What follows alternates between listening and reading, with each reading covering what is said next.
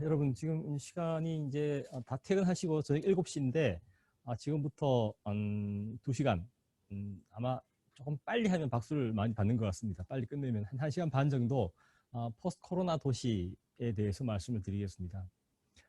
오늘 아침에도 오전에도 그 학생 강의를 화상으로 하고 왔습니다. 왔는데 아마 이제 백신 접종이 다 이루어지고 나면 아마 2학기 때는 대면 강의가 가능하지 않을까 이렇게를 기대하는 것 같습니다.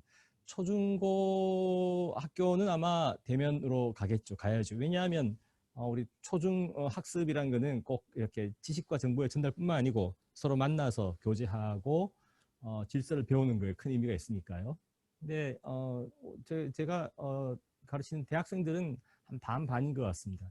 그리고 특히 이 대학원생들, 직장인들은 이 높은 가성비, 비대면 강의의 높은 가성비를 굉장히 좋아하는 것 같습니다. 게다가 아마 요즘 여러분 좀 메타버스라고 들어보셨죠? 그러니까 우리 지금 줌이라는 건 그냥 평면적인 겁니다. 일방향적인 건데 메타버스라는 건 나의 아바타가 사실 가상의 강의실에 여러분들의 아바타 다 있는 거죠. 그래서 질문도 하고 끄덕이고 박수도 쳐주고 그래서 실제 강의실과 비슷한 그런 효과를 낸다고 합니다. 그런 실습도 가능해집니다. 이렇게 되면 아마 버스 타고 택시 타고 이렇게 학교에 가는 일은 점점 더 줄어들지 않을까. 그래서 코로나가 두려워서 학교에 안 가는 것, 코로나가 두려워서 비대면이 아니고 이제 스스로 선택에 의해서 비대면 사회로 접어들 수 있다 하는 생각이 듭니다. 자, 코로나가 가져온 변화를 먼저 살펴보고 그 다음에 한번 우리 도시가 어떻게 바뀔까를 한번 말씀을 드려보겠습니다.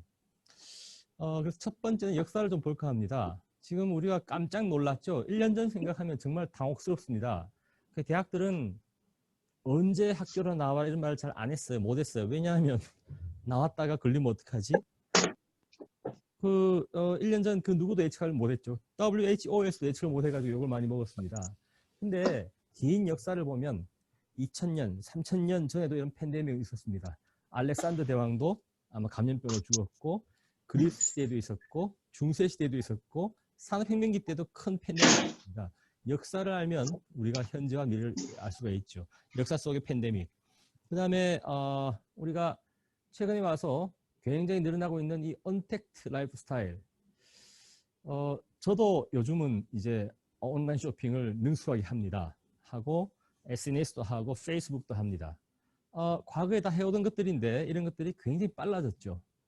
요즘 뭐 이렇게 배달 음식 시켜 먹는 것도 능수능란하게 합니다. 저 같은 나이 때 저 뭐 이제 퇴직이 얼마 안 남았는데 사람들이 굉장히 어려워하는 일들도 굉장히 빨라진 거죠. 그 다음에 우리가 그전 없었던 많은 앱들이 나오고, 자, 언택트 라이프 스타일, 바로 플랫폼 기업들이 우리 주위에 엄청나게 지금 빠르게 성장하고 있습니다.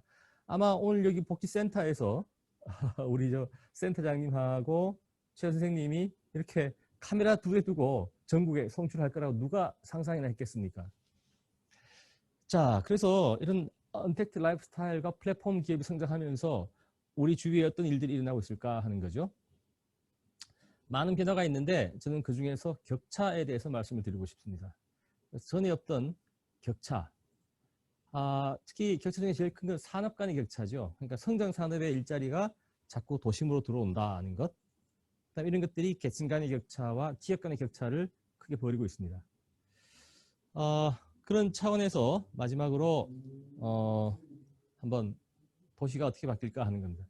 히스토리 오브 팬데믹이니까 과거 우리가 작년에 그렇게 화들짝 놀랐습니다만 사실은 3000년 전, 2000년 전, 1000년 전, 200년 전, 10년 전에도 우리 사스와 메르스라는 팬데믹을 겪었죠. 근데 팬데믹이 점점 더 세집니다.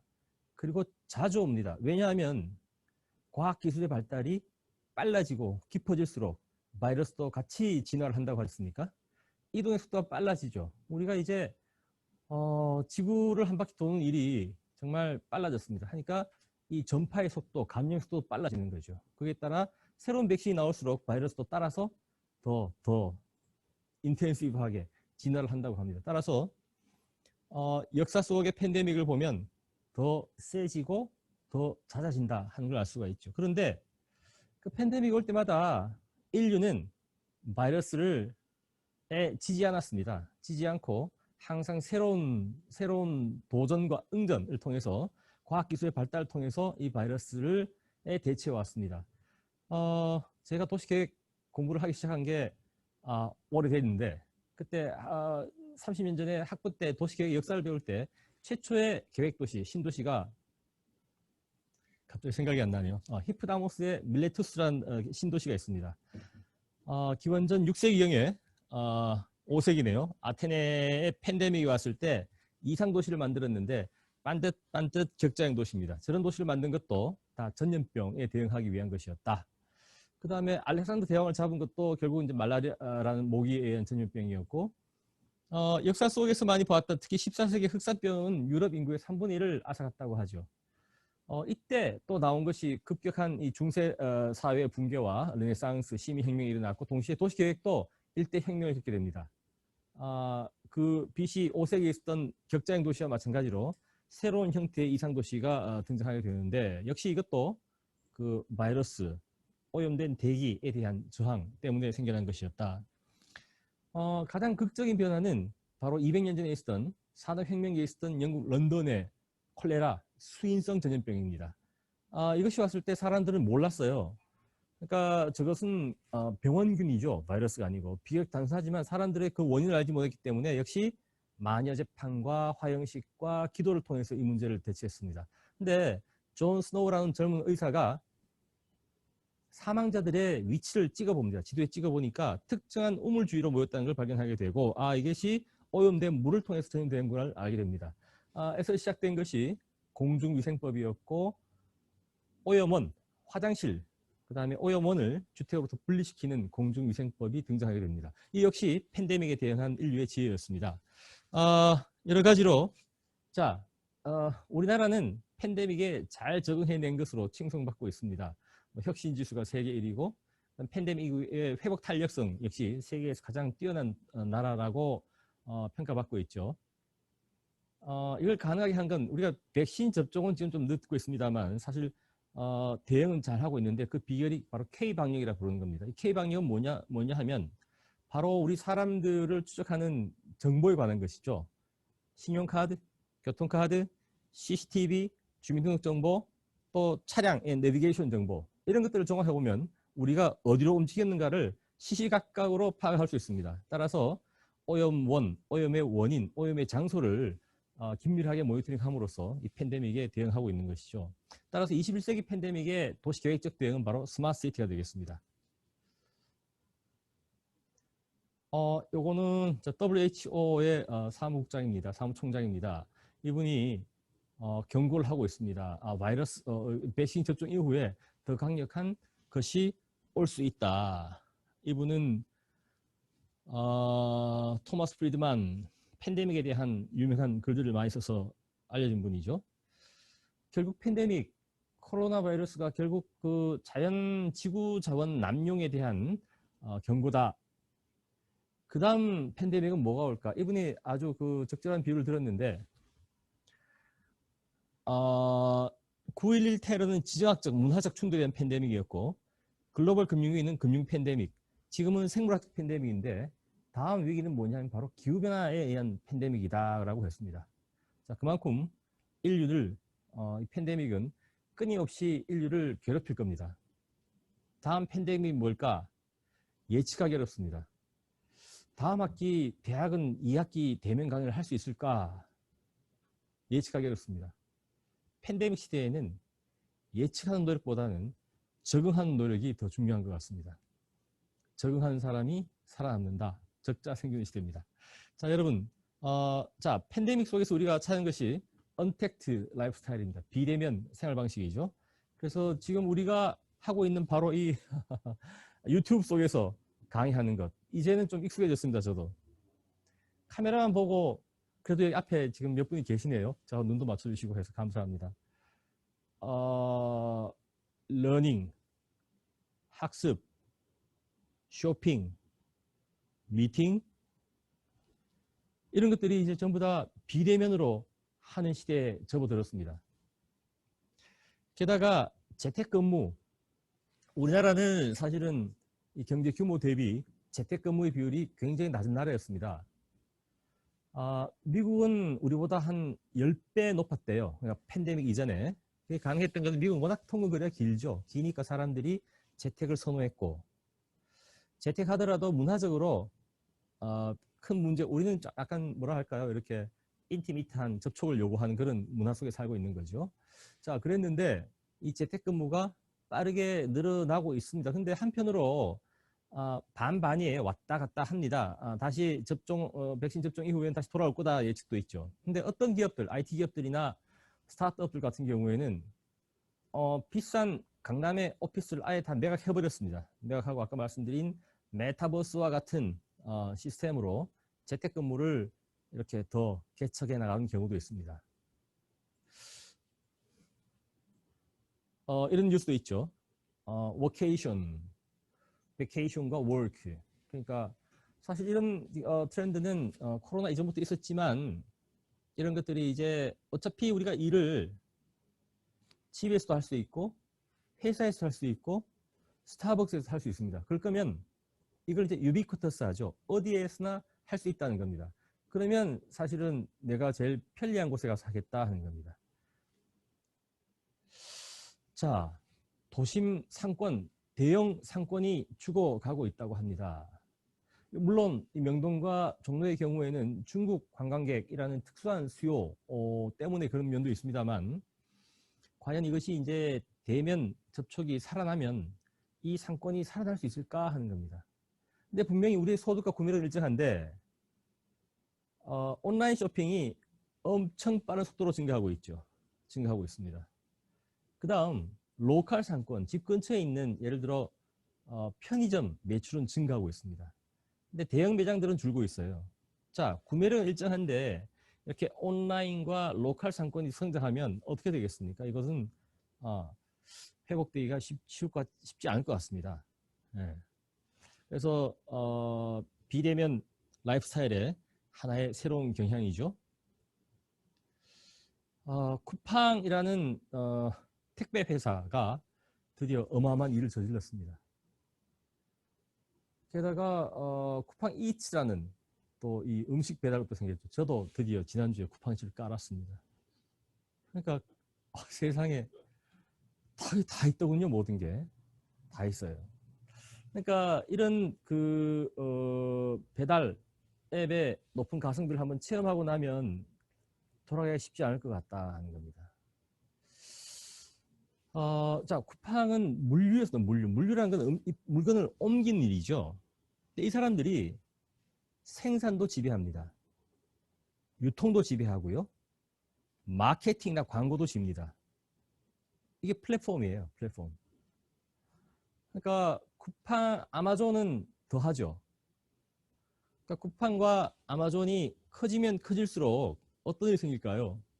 로컬 상권 죽습니다. 도서면 다 죽습니다. 이걸 되돌릴 수 있을까 하는 거죠. 되돌릴 수 있을까? 자, 그래서 우리 요즘 길에 보면 그냥 이렇게 오토바이 타고 쌩쌩 달립니다. 물류죠. 로지스틱스입니다. 이게 어마어마하게 커지고 있습니다. 자, 그러면 산지에서 물건을 만들어내는 식당에서 공장에서 물건을 가져오면 이게 어딘가에 모이겠죠. 모이면 이걸 잡아다가 바로 수요자한테 넘기는 겁니다. 그럼 이 창고가 어디에 있어야겠네요. 자, 근데 우리는 특히 쿠팡의 성공 요인이 뭡니까? 새벽 배송, 로켓 배송. 우리 못 기다려요. 못 기다려. 쿠팡이 미국 증시에서 그렇게 높은 투자를 받은 게 로켓 배송이라 하니까 이게 우주 항공 개발 회사인가 보다. 미국 사람들이. 자, 우리는 굉장한 고밀 도시입니다. 고밀 도시고 시키고 나면 빨리빨리 받아야 돼요. 그러니까 이게 경쟁력이 생겼다는 겁니다. 자, 그러면 창고가 도심으로 들어와야 됩니다. 도심으로. 그래서 이 창고업 물류입니다. 그다음 이것이 이제 스마트 물류로 바뀌고요. 그러니까 요즘 뭐 TV 뉴스에 많이 나오죠. 로봇이 물건을 받아다가 넣었다가 뺐다가 주는 겁니다. 이건 정확하고 로봇은 잠도 안 자고 밥도 안 먹고 일하죠. 그래서 물류 사업이 엄청나게 커집니다. 물류. 이 물류가 생산과 유통과 마케팅을 지배합니다. 그래서 물류 플랫폼이 어마어마한 비즈니스가 됩니다. 동대문 풀필먼트. 동대문 상가 많이 죽었죠. 패션타운. 한때 이것이 불야성을 이루었습니다. 지방에서 보따리 장사들이 올라와서 거기서 물건을 떼고 새벽에 다시 부산으로, 대구로, 광주로, 전주로 내려갔죠. 근데 이제 그렇게 하지 않습니다. 여기 앱에다 신청을 하면 여기 동대문 상가에 있는 스타트업이 받아다가 바로 배송을 해주는 겁니다. 그러면 전주에, 대구에 커스터머가 바로 스타트업이 하면 되지 않느냐. 그건 효과적이지 않대요. 로컬 이 특성이 있기 때문에. 그래서 이제 보따리 장사들이 동대문 상가에 오지 않습니다. 하지만 동대문 상가는 여전히 다시 활기를 찾아가고 있다. 풀필먼트 물류센터입니다. 이걸 가능하게 한 것이 이 스타트업들입니다. 그러니까 죽어가는 이 패션 스토어 여기 생산을 하고 있죠. 근데 이제 로컬 소유자들은 저 전국에 다 있습니다. 이런 사람들 사이에서 로컬 딜러와 동대문 생산업자 사이를 연결해주는 이 스타트업들이 등장하면서 다시 패션타운이 활기를 찾고 있습니다. 저 얼마 전에 어디 갔다가 키오스크에서 이렇게 커피를 주문하는데 말을 안 들어요. 한 3번 하니까 식은땀이 쭉 나더라고요. 뒤에 보니까 젊은 청년들이 쫙 서 있어요. 그러니까 마음씨 착한 청년이 와서 이렇게 하십시오라고 해서 알아. 이렇게 나왔습니다. 자, 우리가 뭐 뱅킹, 쇼핑, 러닝, 미팅 모든 게 이제 모바일 디바이스 위에서 이루어집니다. 그다음 음식 주문도 키오스크에서 하죠. 그러니까 이제 주문할 줄 모르면 굶어야 합니다. 자, 그래서 바로 이 디지털 격차 중에 제일 심각한 격차가 됩니다. 저 격차는 예를 들어 이제 우리 온라인 학습도 집에 디바이스가 없거나, 근데 디바이스 많이 공급하고 있죠. 그 다음에 이제 저소득층, 취약계층, 장애인, 특히 고령자의 이 디지털 능력, 이것이 이제 굉장히 문제가 됩니다. 그래서 어떻게 보면 나이 드신 분들은 멀리 가서 비싼 물건을 사야 합니다. 그래서 코로나 이후의 복지 중에 가장 중요한 복지가 이 디지털 복지입니다. 그래서 디지털 지원센터 이런 건 우리나라는 굉장히 빠른 속도로 지금 개선되고 있습니다. 근데 아마 우리 이 노동자 복지 지원 중에서도 고령자나 취약계층 혹은 홀로 집에서 학습을 한 아이들한테 어떻게 이 디지털 서비스를 개선해 줄 거냐, 이것이 앞으로 격차를 해소하는 굉장히 중요한 서비스가 됩니다. 돌아갈 수 있을까요? 자, 다음 학기가 되면 대면 강의를 할 겁니다. 왜냐하면 학생들이 자꾸 등록금 돌려달라.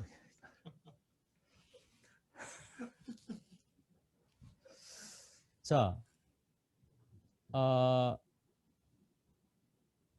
그러면 이제 학습 교육이랑은 좀 틀리죠. 다릅니다.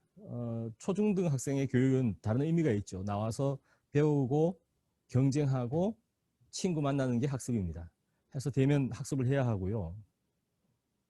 전 앞으로 대학은 이제 매년 우리 고졸자가 줄어요. 고졸 줍니다.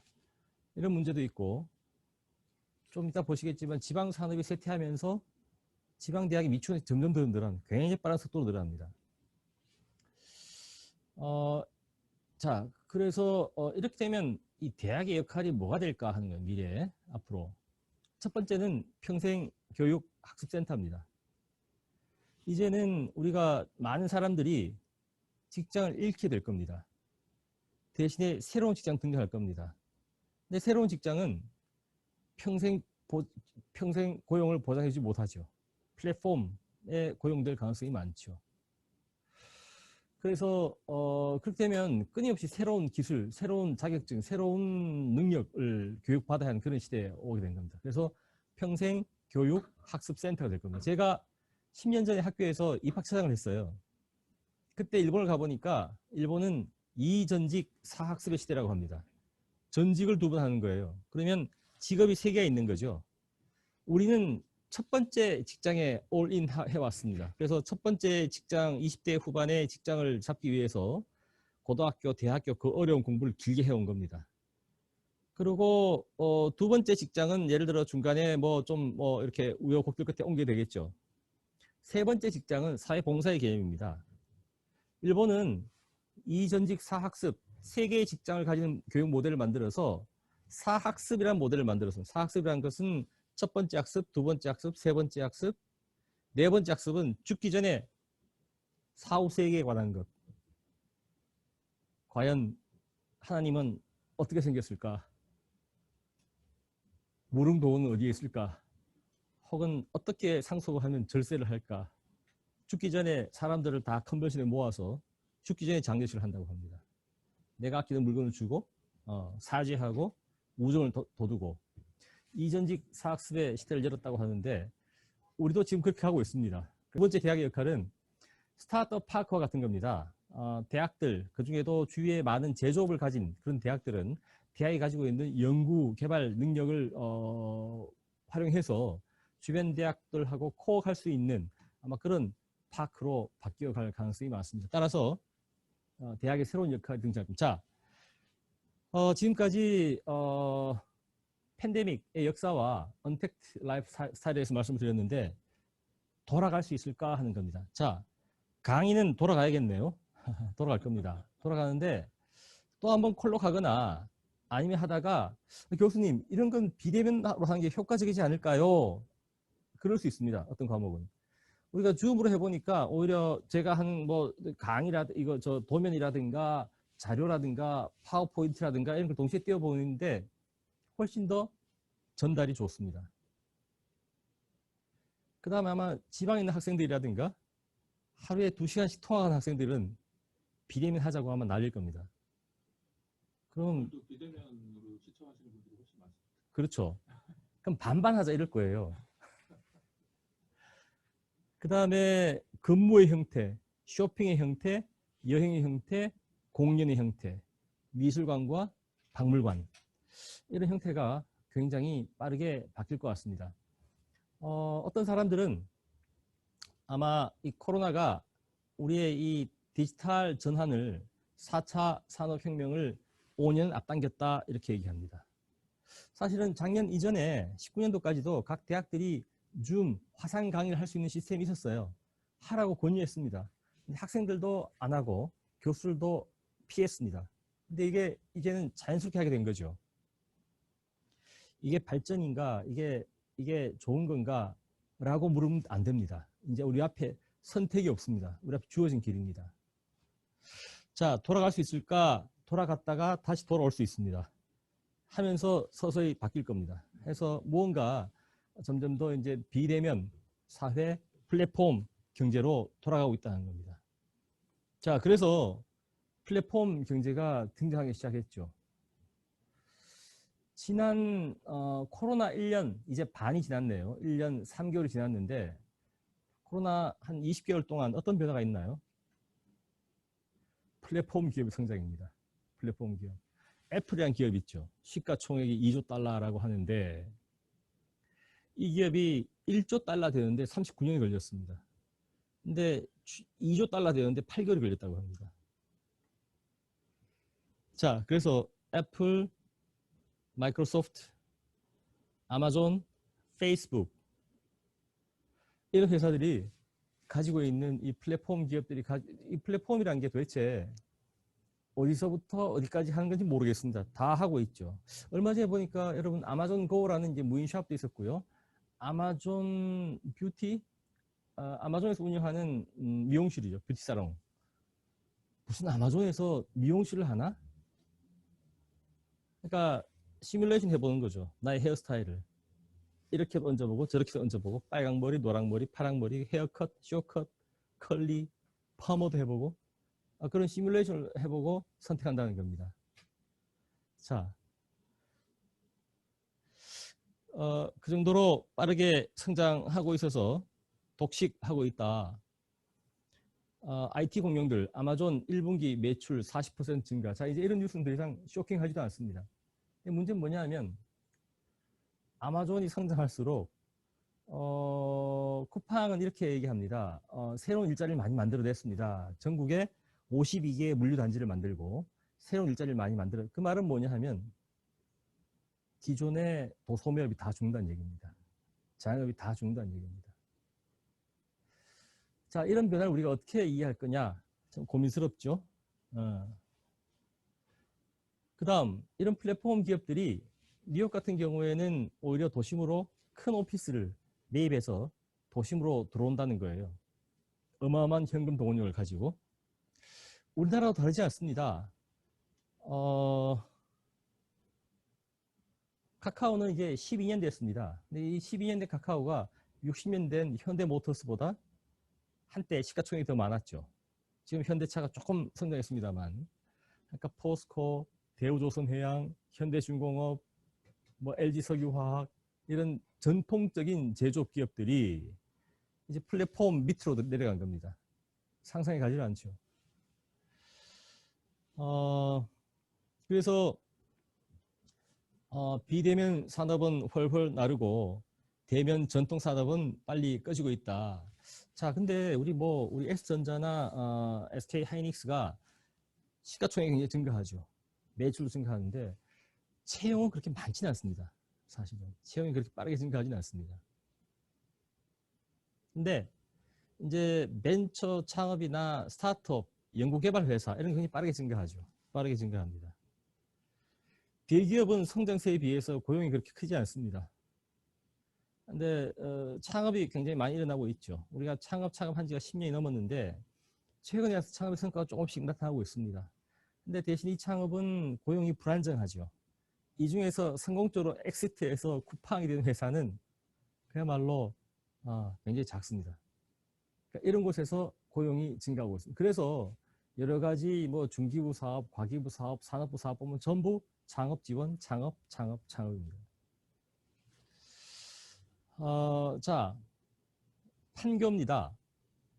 판교는 판교 테크노밸리 1이라는 곳, 판교 테크노밸리가 있죠. 그것은 판교 신도시, 15년 전 판교 신도시 만들 때 도시 자족 지원 시설 용지로 한 20만 평, 단국대학 캠퍼스보다 작은 곳입니다.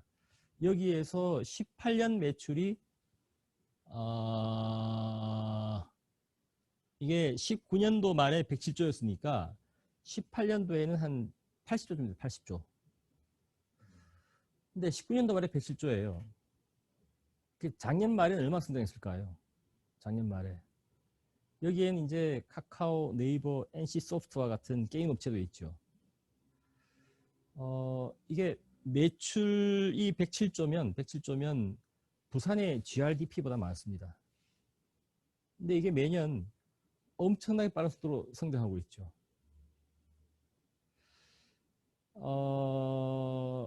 자, 그래서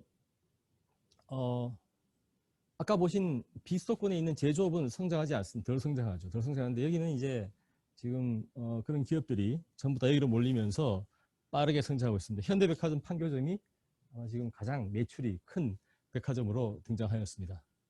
이 플랫폼 기업들이 많은 부동산을 지금 매입하고 있습니다.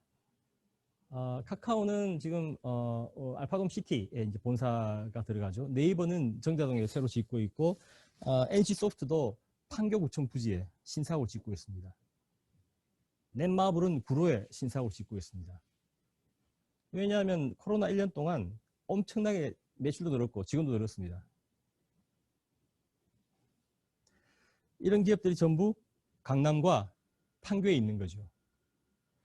지난달에 정부가 발표했습니다. K반도체 밸리라는 거죠. 그래서 지금은 사물 인터넷이 아니고 모든 곳에 인터넷입니다. Everything, 모든 곳에 인터넷입니다. 그러니까 우리 뭐 컴퓨터, 카메라 정도가 아니고 모든 것에 다 이제 시스템 반도체 필요한 시대죠. 그러니까 결국 세계 각국이 반도체 없이는 이제 아무것도 물건을 만들어낼 수가 없는 겁니다. 그래서 우리 대통령도 가고 우리 기업 총수들이 전부 바이든 대통령 앞에 가서 다녀왔죠. 세계 최대 규모의 반도체 생산 기지가 경기 남부 지역에 앞으로 열립니다. 대단한 거죠. 자, 그러면 상대적으로 이제 성장 산업들은 전부 보시다시피 강남과 판교와 경기 남부 지역에 몰린다 하는 겁니다. 그래서 10년 동안 510조를 투자하겠다고 발표를 한 바 있습니다.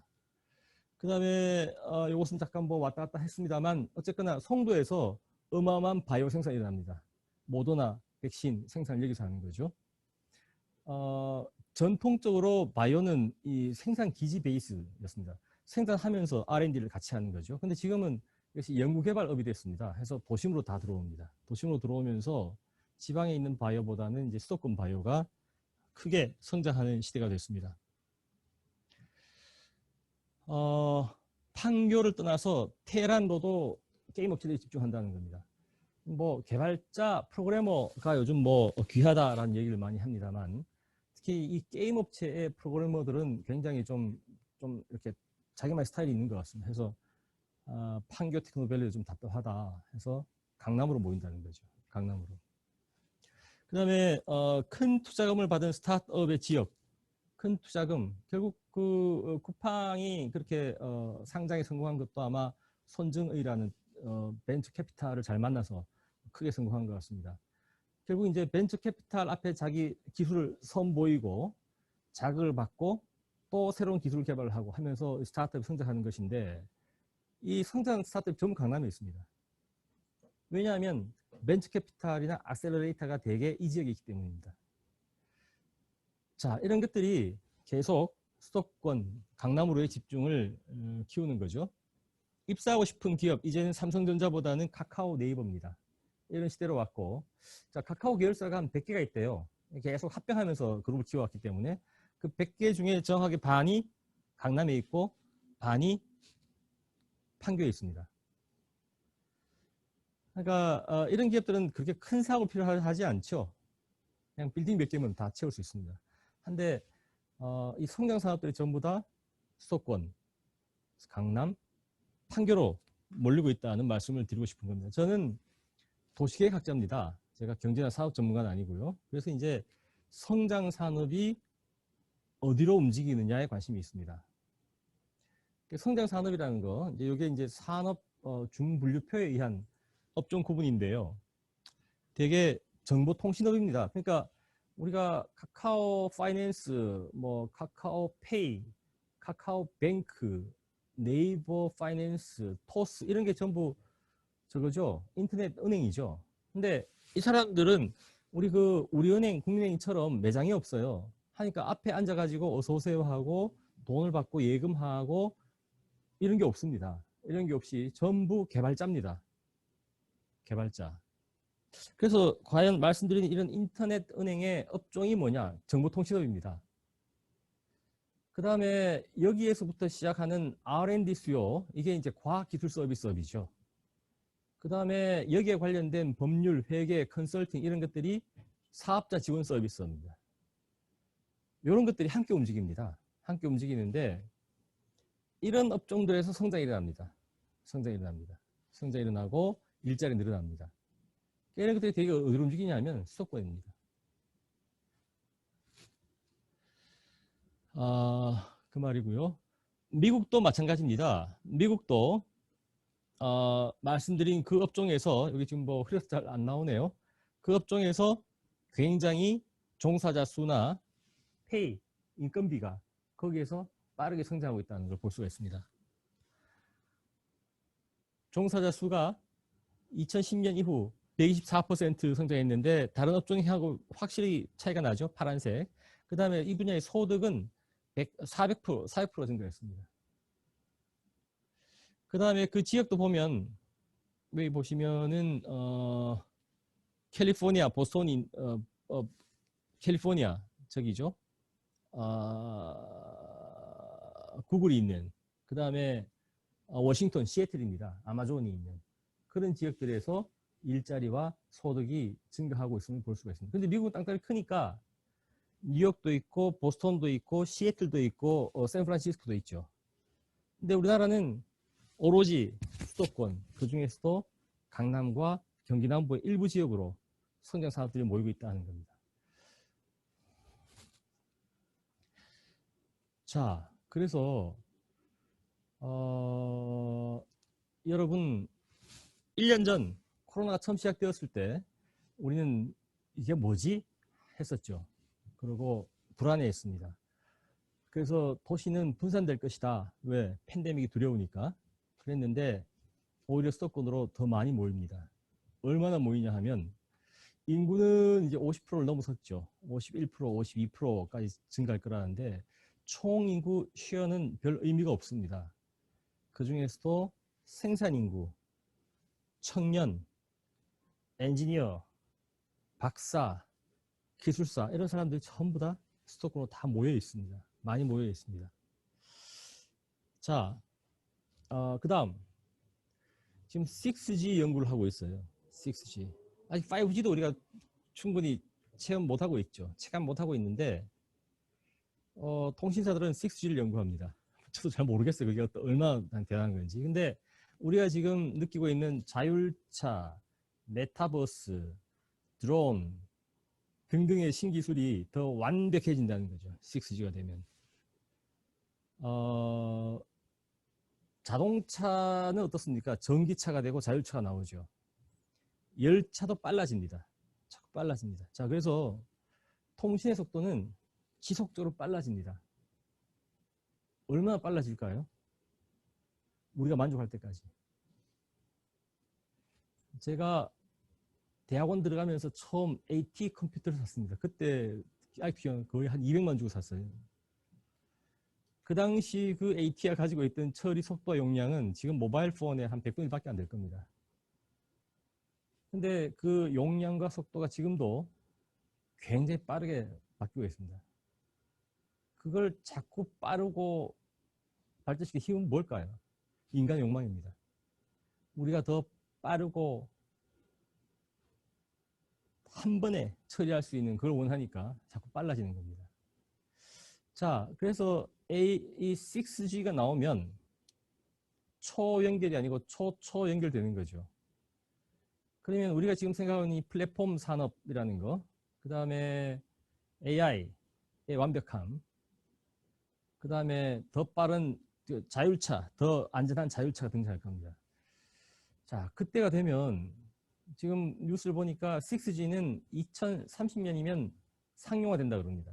상용화. 그러면 제일 큰 변화가 뭐냐 하면 메타버스 시대가 열린다는 거예요. 메타버스. 그러니까 우리가 평면적으로 지금 보는 줌이 아니고 모르겠어요. 저도 어떤 생각인지 모르겠지만 가지 않고 일을 처리할 수 있는 그런 시대가 열린다는 겁니다. 여러분들도 지금 유튜브를 속에 계시지 않습니까? 자, 산업혁명은 더 가속화됩니다. 그래서 이런 플랫폼 경제, AI 경제에 잘 적응하는 산업과 그렇지 못한 산업 사이에 격차가 벌어지고 있죠. 그렇지 않습니까? 같은 물류지만 이렇게 이고 지고 나르는 이런 물류는 이제 없어질 겁니다. 없어지고 쿠팡 같은 기업이 독점한 시대가 열리는 거죠. 그럼 어떻게 됩니까? 더 많은 근로자가 앞으로는 긱, 플랫폼 근로자가 될 겁니다. 그게 이제 계층 간의 격차를 가져오는 거죠. 전 도시계획학자로서 궁금한 게 이것이 지역 격차를 가져온다는데 관심을 두고 보고 있습니다. 그래서 기술혁명이라는 것이 산업 간의 격차, 이것이 계층 간의 격차를 가져오고 궁극적으로는 지역 간의 격차를 가져온다는 겁니다. 일본도 최근 한 3년 이래 지금 도쿄로 다시 몰리고 있습니다. 런던으로 다시 몰리고요. 근데 우리처럼 이렇게 우리 조금 좀 스페셜합니다. 수도권으로 너무 몰리고 있습니다. 그래서 아마 지역 균형 발전이라는 이 화두가 아마 내년엔 더 크게 등장할 겁니다. 자, 4차 산업혁명은 더 가속화될 거다. 그 다음에 이제 격차에 대해서 좀 말씀드릴까요? 그래서 제조업의 생산성은 자꾸 떨어지죠.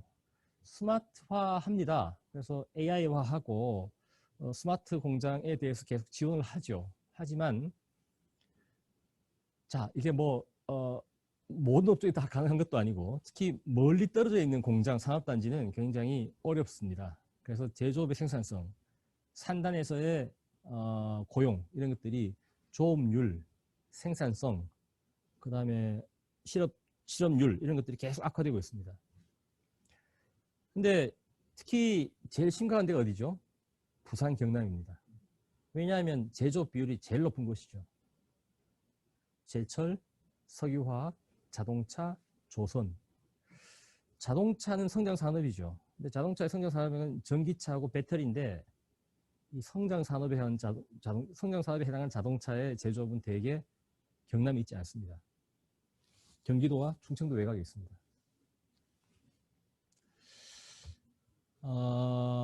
그래서 결과적으로 이것은 작년도 통계청 발표, 작년 연말 통계청 발표죠. 작년 말에 10만 명의 청년들이 서울로 왔습니다. 서울로 왔습니다. 정확하게. 올해는 한 2배쯤 올 것 같아요. 2배. 청년들이 움직입니다. 청년들이. 왜냐하면 이 청년들이 이제 우리도 네이버 카카오에 가고 싶은 거죠. 그 지방에 그런 기업이 없습니다. 점점 더 없어집니다. 한 거고. 그 다음에 놀랍게 이 청년들이 처음에는 서울로 와요. 서울로 들어옵니다. 시도 간 인구이동 통계입니다. 그래서 부산에서 서울로, 경남에서 서울로, 대구에서 서울로 옵니다. 우리가 인구이동 통계 낼 때 보면 이유를 적게 되어 있어요. 이동의 이유가 있는데 취업, 진학, 주거, 결혼 이런 항목이 있습니다. 근데 그 중에 거의 80%가 취업과 진학입니다. 학교에 가거나, 근데 이제 이건 고졸자가 되겠죠. 그럼 이제 취업입니다. 취업 이후로 서울로 옵니다. 근데 놀랍게 딱 그만 숫자가 한 2, 3년 이내에 경기도로 빠져나갑니다. 왜냐하면 서울에서 일자리는 서울에 있지만 집이 없어요. 그래서 경기도로 밀려나가는 겁니다. 자, 그래서 코로나 1년 동안 이 새로운 트렌드가 나타났고, 또 이런 거 있죠. 17개 시도 중에 출산율이 제일 낮은 데가 서울입니다. 근데 청년들은 제일 많이 몰리는데 출산율이 제일 낮습니다. 제일 높은 곳은 전남이 제일 높습니다. 전남이나 경남이나 전북이 큰 차이 없어요. 농촌 지역일수록 출산율이 높습니다. 자, 결국 사람을 움직이는 힘은 일자리입니다. 일자리, 소득이라는 거. 근데 이것이 이제 결국 주택 문제하고 저출산 문제하고 다 얽혀 있습니다. 이 문제를 좀 함께 이해하고 풀어가지 않으면 안 되겠다 생각을 하고 있죠. 자, 많이 보는 그림입니다. 그래서 왼쪽 그림은 일반 기업체입니다. 총 사업체 수를 매핑한 것이고요. 가운데 있는 것은 혁신형 기업이고 맨 오른쪽에 있는 것은 연구개발 기업들, 일정 매출 이상의 기업들, 혁신형 기업입니다. 돈 잘 벌고 성장한 기업들입니다. 이런 것들은 절대적으로 다 한 곳에 모여 있고 지방에는 빈집이 증가하고 지방대학의 충원율, 미충원이 빠르게 증가하고 있다는 거죠. 요거는 제가 5월 11일자네요. 아까 보신 통계청 인구이동 통계는 작년 연말 통계였고요. 작년 1년 동안 10만 명이 왔어요. 근데 부산에서만 청년, 이거 작년 거고, 올해는 더 많이 이동할 거다라는 그런 예측을 보여주는 겁니다. 청년들이 떠나고 있다. 청년들이 떠나면 두 가지 문제가 있죠. 청년들이 없으니까 활기가 있지만 남은 사람들이 고령자만 남습니다. 그러면 생산성이 더 떨어지고 그나마 있던 좀 혁신 첨단 기업들도 사람이 없어서 지방에서 조업하기 힘들어진다 하는 거죠. 부산 인구가 석 달 만에 4,700명이 유출했는데 이것이 올 5월 달입니다. 한 달 전 얘기인데 작년에 비해서 2배가 증가했다는 겁니다. 굉장히 심각한 문제죠. 그래서 미충원 문제입니다. 대학들의 미충원 문제. 언젠가는 닥칠 일이라고 우리가 다 우려를 했죠. 인구 구조상 학생들이 학령 떨어지는 게 눈에 보이지 않습니까? 그럼에도 대학 정원은 줄지 않았습니다. 이거는 미스매치 때문에 분명히 빌 텐데 이게 굉장히 빠른 속도로 다가오고 있고 특히 지역적으로 지방 대학들이 미축원이 폭증하고 있다는 거죠. 올해 좀 더 클 것 같습니다. 자, 한편으로 부울경 메가시티, 대세충 메가시티, 대경 메가시티, 광전 메가시티 뭉쳐야 산다 하는 움직임이 일어나고 있습니다. 그래서 수도권에 대응할 수 있는 경쟁력 갖추기 뭐 이런 차원에서 이 방향은 옳다고 생각을 합니다. 자, 여러분 코로나 1년 반입니다. 해서 제가 자 분명히 우리 뭐 블룸버그 혁신지수 뭐 이런 해외 연구기관에 발표한 걸 보면 우리나라가 굉장히 잘 대처하고 있죠. 우리나라 기업들이 선방하고 있습니다. 특히 미국 대통령 앞에 가서 엄청난 투자를 하면서 다녀왔죠. 그 다음에 레질리언스, 회복 탄력성, 사회적, 경제적, 기술적 회복 탄력성이라는 면에서 세계적인 성공을 거두고 있습니다. 그럼에도 불구하고 내부적으로는 계층과 지역의 격차가 커지고 있다는데 저는 주목을 하고 있습니다. 자, 50분이 지났는데 아마 잠시 쉬었다 하는 방법도 있고 아니면 쭉 달아서 하고 그냥 조금 빨리 마치는 방법이 있겠습니다. 저 물 한 잔 마시고 하겠습니다.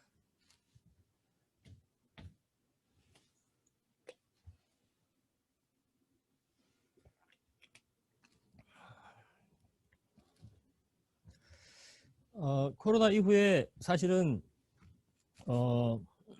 명암이 엇갈리죠. 굉장히 갈리고 있습니다.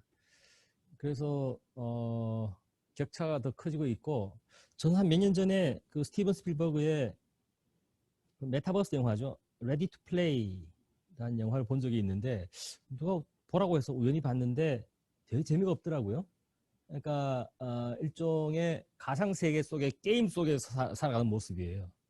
얼마 전에 현빈이 나온 드라마도 있었죠. 게임 속에서 이렇게 게임에 몰입한 나머지 뭐 이렇게 현실 세계와 가상 세계가 겹치면서 살인을 하는 그런 드라마도 있습니다.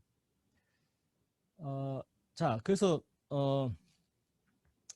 분명히 엄청난 변화가 일어나고 있는데 그런 것이 이제 도시 공간에는 어떻게 전개가 될까 하는 차원에서 남은 시간 동안 좀 말씀을 드리겠습니다. 하나는 자 이제 우리가 아까 제가 명동과 종로의 상권은 힘들지 않을까 생각을 합니다. 상대적으로 우리 동네에 있는 편의점이나 그냥 저도 집에서 재택근무를 많이 하니까 식구들하고 집사람하고 동네 앞에 가서 뭐 마트도 가고 식당에 가서 뭐 이렇게 식사도 자주 합니다. 어쩔 수 없이 로컬 상권이 더 뜨는 거죠. 뜨게 됩니다. 생활권이라는 개념이 중요해요. 생활권. 자, 작년 이맘때쯤 대도시는 소멸할 것이다 이렇게 얘기가 나왔습니다. 왜? 감염병 때문에. 원래 감염병은 대도시병입니다. 시골에 가면 사람 접촉할 기회가 없으니까 감염되지 않죠. 우리 좀 농촌에 가서 누가 확진됐다 이러면 큰 뉴스가 됩니다. 근데 자 아까 보신 대로 이 대도시가 가지고 있는 혁신 잠재력 때문에 이것이 계속 청년들을 끌어들입니다. 끌어들이는데 아마 2,500만 서울 메트로폴리탄 에리어가 있는데요. 여기에서 전부 강남으로 광화문으로 통근하지 않고 로컬 생활권에서 생활하는 아마 이런 네트워크 도시로 발전해 갈 겁니다. GTX가 여러분 2030년이 되면 수도권의 철도망이 굉장히 달라집니다. 통신도 지금하고 굉장히 달라질 겁니다. 그래서 생활권이라는 개념, 지난 서울시장 보궐선거 때 모 후보가 생활권, 21분 생활권, 파리 이달고 시장은 15분 생활권 이런 얘기하죠. 그래서 먼 거리 이동하지 않고 이동 거리를 줄여서 여러분 CO2를 줄이는 게 굉장히 중요하죠. 근데 CO2가 이동하는 데서 많이 발생입니다. 그래서 이 생활권이라는 개념이 굉장히 중요해집니다. 멀리 이동하지 않고 감염병 시대에 이거 복잡한 지하철 타지 않고 살아갈 수 있는 그런 것을 말하죠. 10분 동네 생활 SOC 사업. 그러니까 이건 서울시는 서울 플랜이 있어서 도심이 있고 부도심이 있고 지역 중심이 있고 지구 중심이 있습니다. 이게 이제 위계적 생활권을 형성하고 있는 거죠. 이 속에서 가급적이면 멀리 이동하지 않고 물론 큰 직장에 있는 사람들, 대기업에 있는 사람들은 멀리 움직여야겠죠. 하지만 가까이 직장에 있는 사람들은 이동 거리를 줄이는 생활권 도시 개념이 굉장히 중요한 개념이 됩니다.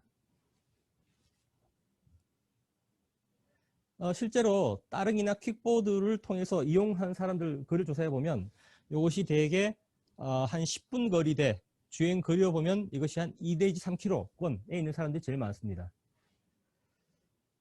헬멧 쓰라고 했더니 잘 안 쓰죠. 이제 안 타죠. 써야 됩니다. 헬멧. 자, 그래서 이 퍼스널 모빌리티라는 거 이게 아마 굉장히 빠르게 성장하면서 10분 거리 내에 PM으로 우리 그때 보궐선거 때 나왔던 21분이라는 개념은 걸어서 21분 개념입니다. 파리 시장에 얘기하는 15분은 바이크로 15분 개념입니다. 하여튼 뭐 지리적 거리는 좀 차이가 있겠지만 개념은 사람의 신체나 하여튼 이 바이크나 퀵보드로 일정 거리 안에 있는 이런 자율도시를 만드는 그런 개념입니다. 그래서 보면 요즘 이제 이 하천변, 천변 공원 이런 게 굉장히 중요하죠. 그런 시대로 가고 있습니다. 이런 그림이 있네요. 네. 이게 이제 그런 모양입니다. 이게 이제 파리 이달고 시장의 그 모습이고요. 15분 거리 안에서 일과 주거와 교제와 휴식할 수 있는 이동 거리가 짧고 생활 SOC가 깔려 있는 퍼스널 모빌리티로 움직일 수 있는 그런 도시를 만들어가는 것이 도시계획의 중요한 과제가 됩니다.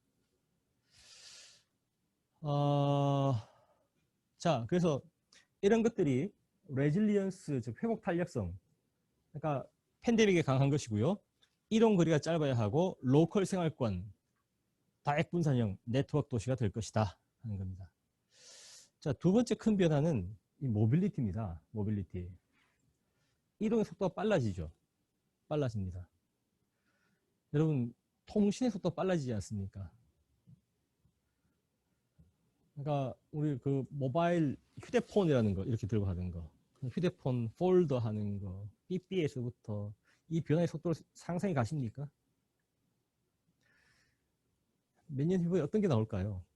상상이 안 가죠. 자, 통신 속도 빨라집니다. 이것처럼 이동의 속도도 빨라집니다. 지금 여러분 상하이에 가시면 상하이 공항부터 시내까지 들어간 이제 홍차오 공항에서 들어가는 자기부상 열차가 있습니다. 450km거든요. 우리 SRT KTX는 300km입니다. 일본은 도쿄 나고야 사이를 600km 달리는 이제 리니어 신칸센을 지금 만들고 있습니다. 우리 일론 머스크 요즘 뭐 일론 머스크가 얘기하는 이제 하이퍼루프 1200km죠. 가능하지 않을까요? 테슬라 전기자동차 만들어낸 거 보면 아유, 그 친구 참 못할 게 없을 것 같아요. 자, 이동의 속도가 빨라집니다. 그래서 우리가 지금 저는 뭐 눈 딱 감고 택시 타고 왔습니다. 뭐 방법이 없어. 그 앞으로는 허브 투 허브라는 거죠. 예를 들어 GTX면 GTX역과 GTX역 사이는 5분 10분 만에 움직입니다. 5분 10분. 이제 문제는 집에서 역사까지, 역사에서 회사까지 요거 first mile, last mile이죠. 이걸 극복하도록 만들어주는 게 요체입니다. 허브에서 허브까지는 5분, 10분 이 가능합니다. 기술적으로. 얼마든지 당길 수 있습니다. 그래서 이 first mile, last mile을 줄이는 것이 마을버스, 퍼스널 모빌리티 같은 거죠. 근데 아마 자율차가 이 문제를 굉장히 빠르게 해결할 겁니다. 자율차는 공유차를 의미합니다. 여러분, 자율이라는 개념은 운전자가 있다 없다는 거죠. 전기차는 에너지의 문제입니다. 그러니까 전기차 잘 동시에 나올 겁니다. 하면 이 first mile, last mile 문제를 해결해 주기 때문에 이동의 혁명이 난다는 겁니다. 혁명이. 그래서 허브 투 허브입니다. 허브 앤 스포크, 허브, 포인트. 지금은 포인트죠. 그러니까 택시 불러서 오면 모빌리티 혁명의 두 번째는 지금 이제 수도권에는 GTX 역사가 30개가 생깁니다. 앞으로 생기는데 어떤 곳은 GTX하고 KTX, SRT가 환승한 곳이 있죠. 그러니까 고속열차가 스톱한다고 지역이 발전하는 게 아니고요. 다른 대중교통하고 환승을 해야 합니다. 그래야 나의 목적지까지 갈 수가 있죠. 그래서 고속의 열차가 있고 광역이 있죠. 그 다음에 도시철도가 있습니다. 예를 들어 광역버스가 있고 일반 버스가 있고 마을버스가 있는 것처럼 속도나 정차역 간의 거리가 다릅니다. 그러면 SRT는 100km마다 정차하지 않습니까? 50km마다. GTX는 10km마다 정차합니다. 도시철도 지하철은 1km마다 정차하죠. 이 세 개가 한 포인트에서 환승을 해야 합니다. 그래야 초연결됩니다. 마치 우리 모바일 폰 안에 여러 가지 기능이 연결되죠. 하는 것처럼 지리적 공간에도 초연결되는 공간이 나타나는 겁니다. 그것이 다양한 교통수단들이 한 포인트에서 환승할 때 생깁니다. 대표적인 데가 삼성역입니다. 저기는 GTX A라인, C라인이 만나고요. SRT가 정차하죠. 그 다음 도시철도가 3개입니다. 그 다음에 버스 환승센터가 지하에 들어갑니다. 그 다음 옆에 뭐가 있나요? 에어터미널에 들어가죠. 공항이 저기에 있는 겁니다. 저기에서 체크인을 합니다. 수원역에 가면 여러분 환승센터가 있죠. 광교역입니까? 거기 가면 버스 환승 플랫폼이 있죠. 옆으로 지나갑니다. 이런 게 환승입니다. 이 트랜스퍼라는 게 굉장히 중요합니다. 연결이죠, 연결. 그래서 연결인데 여러분 이동의 속도는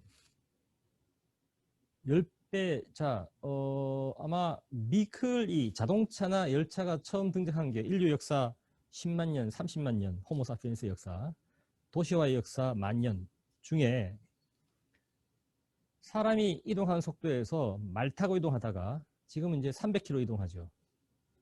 근데 바뀌지 않은 게 있습니다. 사람의 보행 속도입니다. 더 떨어졌어요. 그래서 환승을 하기 위해서는 이것이 거리가 짧고 안전해야 됩니다. 여러분 일본이나 유럽 열차 강국이죠. 실제로 인구 10,000명당 열차의 연장 거리가 일본 우리보다 한 5배 깁니다. 영국 한 8배 길어요. 달리 얘기하면 앞으로 열차에 대한 투자가 굉장히 일어날 겁니다. 레일. 왜냐하면 CO2 방출이 없어요. 열차는. 자, 그래서 사람의 보행 능력은 오히려 만 년 전에 우리 조상들보다도 떨어졌겠죠. 그러니까 예를 들어 SRT 타고 GTX로 갈아타고 GTX에서 3호선 갈아타는 이게 거리가 짧아야 합니다. 짧게 해주자면 수직동선 연결해야 돼요. 에스컬레이터로. 이게 환승센터입니다. 그래서 GTX 환승역에는 전부 환승센터 들어갈 겁니다. 그 중에 이런 데가 제일 센 거죠. 여러 개의 교통수단들이 수직으로 연결된다는 겁니다. 이런 곳에 초연결 공간이 열립니다. 이런 곳에 고급 서비스와 센 놈들, 센 기업들이 몰립니다. 자, 여러분, 미래의 도시는 이런 곳 중심으로 뾰족해질 겁니다. 그러면 저기만 뾰족해지고 우린 뭐냐? 이런 우려가 생기죠. 그래서 컴팩 앤 네트워크입니다. 자, 그래서 이런 데가 이제 그래서 환승센터, 그 중에도 센 것이 복합 환승센터입니다. 수원역도 아마 그런 역할을 할 겁니다. 지금 수원역은 그 뒤에 이제 버스 환승 시설이 넓게 퍼져 있죠. 아까 말씀드린 대로 그 좋은 개념인데 더 좋은 건 뭐냐면 KTX 내리고 여기에서 지하철 갈아탈 때 밖으로 나가지 않습니까? 이러면 안 돼요. 바로 그 안에서 해야 됩니다. 그다음 바로 거기서 먼 거리 이동하지 않고 버스를 탈 수 있어야 합니다. 아마 수원역 중심으로 그런 환승 환경을 개선하기 위한 대대적인 노력이 있을 것입니다. GTX 개통과 시간거리 축소입니다. 시간거리가 짧아지면 지리적 거리가 압착되는 효과를 가져옵니다. 이런 변화는 4차 국가 철도망 계획을 보시면 중앙선, 중부 내륙선, 서해안선이 전부 서울로 연결됩니다. 그 다음에 GTX 이외에도 서울 외곽에서 서울로 연결되는 철도가 일반 철도가 다 연결됩니다.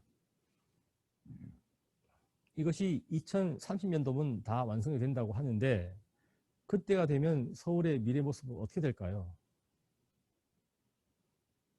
저는 수도권이 더 넓어질 거라고 봅니다. 지금 사실 우리가 수도권 정비 계획에 의한 수도권은 경기도까지 평택, 안성까지죠. 사실 이제 우리가 천안, 아산, 진천, 음성을 그 수도권으로 보지 않습니까? 근데 그게 더 넓어질 것 같습니다. 아마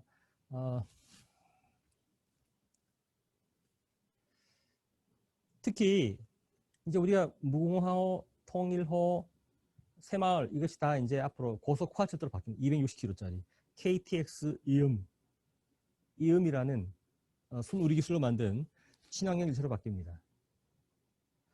자, 이동의 속도가 빨라집니다. 속도가 빨라지면 어디로 모일까요? 저는 환승역으로 모일 거라고 예측합니다. 자, 이런 거죠. 아까 말씀드린 경기도의 GTX 환승 역사 중심으로 공간 구조가 재편될 것이다. 그다음 여기에 이제 마스라고 하는 통합교통 서비스입니다. 그러니까 우리 지금은 이제 버스가 어디에 몇 시에 올 거라는 거 우리가 볼 수 있죠. 볼 수 있는데 택시에서 내리면 바로 버스를 탈 수 있도록 하고 버스에서 내리면 바로 지하철을 탈 수 있도록 한 번에 결제할 수 있는 그런 통합 서비스입니다. 이런 것들은 뭐 아마 큰 기술 문제가 아니기 때문에 그러면 이동 모빌리티의 혁명이 일어나는 거죠. 모빌리티가 쉽고 빨라집니다. 서울 속초까지 1시간이 되면 어떤 변화가 생길까 하는 거죠. 서울 강릉까지 지금 이제 KTX 연결되죠. 강릉의 인구가 증가했나요? 증가하지 않습니다. 특급 호텔이 늘어났죠. 원주의 인구가 증가합니다. 원주. 자, 우리 국토가 하나의 메가시티가 되어가고 있습니다. 자, 두 번째, 첫 번째 제가 생활권 시티 도시를 말씀드렸고 두 번째는 환승역 중심의 컴팩시티가 될 거다 하는 겁니다. 그래서 모빌리티 혁명은 첫째는 속도의 혁명입니다. 속도가 계속 빨라지죠. 자동차는 눈부시게 발달했는데 자동차의 속도는 빨라지지 않습니다. 30년 전에 나왔던 무슨 시보레나 뭐 레코드 로얄이나 지금 뭐 G80이나 시내를 달려보세요. 똑같지 속도가. 막히니까. 땅 밑에 달린 열차는 10배가 빨라졌습니다. 철도 속도가 빨라지고요. 두 번째 연결의 혁명입니다. 연결. 환승센터입니다. 환승센터 중심으로 모일 것이다. 세 번째는 에너지의 혁명이죠. 전기차, 수소차가 되면서 가성비가 폭발합니다. 그러면서 공유차가 되는 거죠. 자, 환승역 중심의 컴팩시티가 될 것이다. 세 번째는 혁신도시인데 혁신도시. 혁신도시가 우리 뭐 참여정부 때 했던 혁신도시 뭐이기도 하죠. 근데 이제 성장의 본체가 어딨냐 하면 예를 들어 판교 같은 거죠. 판교 테크노밸리 같은데 그 단국대학교 캠퍼스보다 작은 곳에서 부산의 지역내 총생산보다 더 큰 생산이 발달하고 있고 게다가 그게 매년 빠른 속도로 증가하고 있습니다. 이걸 어떻게 할 거냐 하는 겁니다. 자, 그러면 요즘 이제 서울 시내에도 상암이라든가 마곡이라든가 구로쥐밸리라든가 혹은 얼마 전에 저 마포 공동역 가보니까 옛날에 거기 우리 뭐 대학 다닐 때 막걸리 먹고 돼지 껍데기 최대포 그 동네인데 지금 거기가 어마어마한 청년들의 창업 플러스로 바뀌었습니다. 프론트원이라는 판교 테크노밸리를 하나 세워놓은 그런 빌딩이 있습니다. 자, 그래서 과거에는 생산의 장소가 산업단지였습니다. 제조업. 근데 지금은 그 제조업이 제조업 그 자체가 아니고 그 제조업을 R&D화하고 새로운 기술을 개발하고 창업을 하는 그런 곳에서 부가가치가 생긴다는 거죠. 그래서 과거 제 도시계획 가르칠 때 우리가 도심을 CBD라고 불렀어요. Central Business District. 상업 업무지구입니다. 근데 지금 도심은 CRD라 합니다. Central Recreational District입니다. 이때 레크레이션은 뭐냐면 쾌적함을 얘기합니다. 그러니까 이런 스타트업이나 앨런 머스크나 제프 베조스 같은 창의적 혁신가들을 끌어들여서 연구하고 쉬고 놀고 정죽게 할 수 있자면 굉장히 쾌적한 공간이 필요하다는 겁니다. 자, 그래서 4차 우리가 공장과 산업단지에서 지금은 성장의 요체가 도심으로 어디로? 시애틀, 샌프란시스코, 보스턴, 뉴욕의 도심으로 옵니다. 심지어는 실리콘밸리가 있던 산호세에서 샌프란시스코 도심으로 잘 나가는 기업들이 들어옵니다. 판교에서 강남으로 들어옵니다. 자, 그래서 도시를 풍부하게 하자면, 부자가 되자면 그런 창업가나 혁신가들이 들어올 수 있는 그런 도심의 어메니티 디스트릭트를 만드는 게 굉장히 중요해집니다.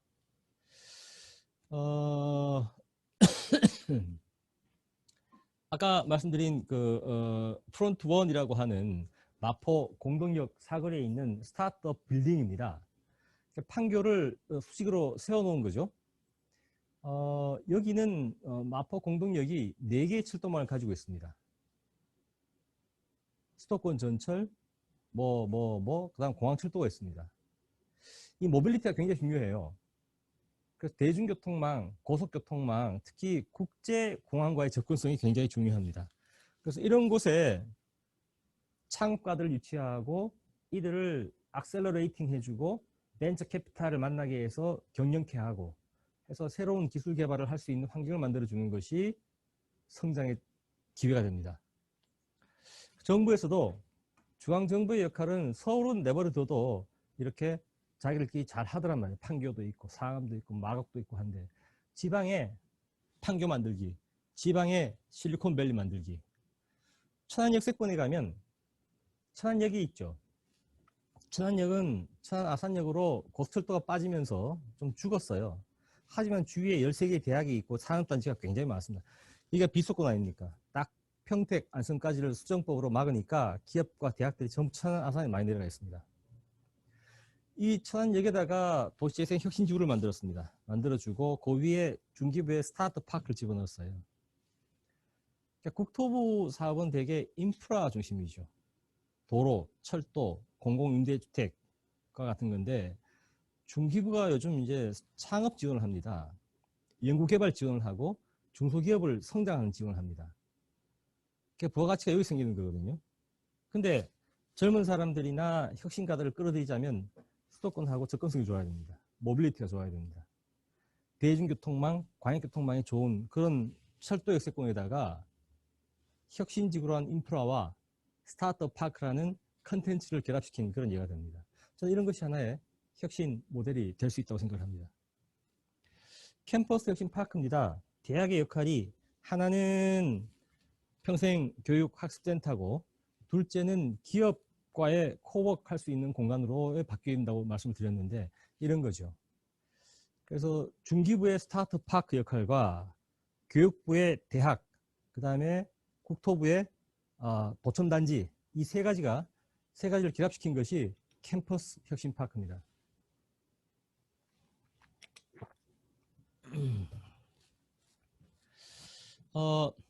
뭐 요즘 유럽에서 제일 잘 나가는 런던 킹스크로스 역입니다. 그래서 런던 우려침이 용산역과 같은 곳이에요. 한때 가장 런던에서 범죄 소굴이었던 지역입니다. 그런 곳에 이 철도 역사 6개가 환생한 곳입니다. 환생 유로스타의 시발역이기도 하고요. 파리 가는 그 고속열차 출발역이기도 하고 여기에 구글 런던, 구글 삼성 런던이 와 있고 세계적인 대학과 미술관, 박물관, 창업, 연구개발 회사들이 모여 있는 곳이 킹스크로스역입니다. 우리나라에서도 국토부에서 도심 융합 특구라는 제도를 가지고 있습니다. 이제 시작을 하는 거죠. 자, 지방이 쇠퇴하는데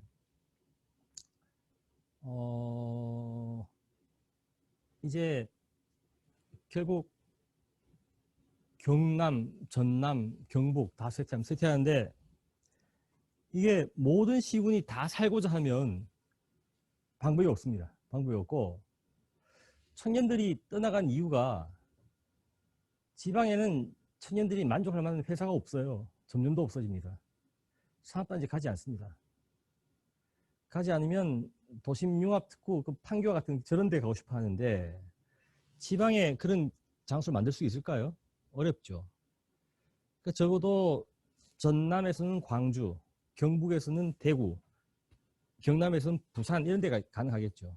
부산역, 동대구역, 광주역에 천안역 세권 같은 걸 만들자 하는 겁니다. 그런 주장입니다. 도심. 그 다음 융합이에요. 대학 교육 따로, 공공의료 따로, 주택정책 따로, 기업 지원 따로 이래가지고는 안 되고 이런 산업부와 중기부와 교육부와 보건복지부의 정책을 모아야 합니다. 한 장소에 모아주라. 그래야 경쟁력이 생기는 거죠. 도심, 융합, 특구입니다. 특구 말은 특구 속에서 용적률, 건폐율, 특례, 인센티브를 파격적으로 주겠다는 겁니다. 그런 걸 통해서 지역에 혁신 거점을 만들어서 지역 균형 발전의 거점을 삼자는 겁니다. 문제 어려운 점은 뭐냐면 그 왜 거기 광주역만 주냐, 나주, 여수, 순천 어떡하는 얘기냐, 목포는 어떡하냐 이런 게 끊임없이 나온 거죠. 근데 그렇게 다 지역별로 다 주면 끝이 없습니다. 안 됩니다. 안 돼요. 자, 그래서 지금 메가시티나 시도 통합 논의는 이런 개념이 없어요. 없이 거점을 두고 이제 거점이 광주에만 있는 건 아니겠죠. 큰 도시에 거점이 있을 겁니다. 한데 이제 방금 쭉 보신 대로 이런 기술혁명과 모빌리티 혁명의 결과 사람들이 어느 하나의 이 장소로 모이는 거 이거를 막기가 매우 어렵다는 겁니다. 왜냐하면 만년 전에 30만 년 동안 인류는 원숭이처럼 살았어요. 수렵, 채집 하며 살았습니다. 그러다가 농경 모여서 정착생활을 하기 시작한 거죠. 그러다가 300년 전에 도시로 왔습니다. 왜? 산업혁명이 있으니까. 그러다가 30년 전부터 대도시로 왔습니다. 인터넷 혁명, 정보혁명 때문에. 지금 어디로 오냐면 메가시티로 몰립니다. 메가시티로. 그 다음에 통신과 교통의 속도가 빨라질수록 하나의 점으로 모입니다. 그래서 이런 역사적인 트렌드를 보면 우리가 균형 발전을 어떻게 가져가야 할까 전 그렇게 이해를 하고 있습니다.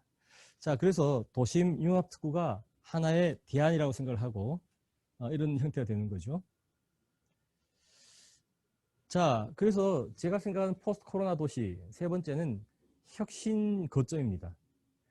특히 수도권은 사실은 어마어마한 곳이죠. 전체가 하나의 메가시티입니다. 메가시티인데 물론 수원 안에서도 세티적이 있죠. 그 리차드 플로리다라는 토론토 대학 교수가 우리 창조 도시로 유명한 분입니다. 최근에 도시는 왜 불평등한가라는 책을 내면서 이런 걸 남겼어요. 가장 번영한 도시 안에서 격차가 크다 하는 겁니다. 그러면서 예로 든 것이 샌프란시스코입니다. 작년인가 재작년인가 샌프란시스코 시내에 거지들이 득실득실한 사진이 있었습니다. 노숙자들.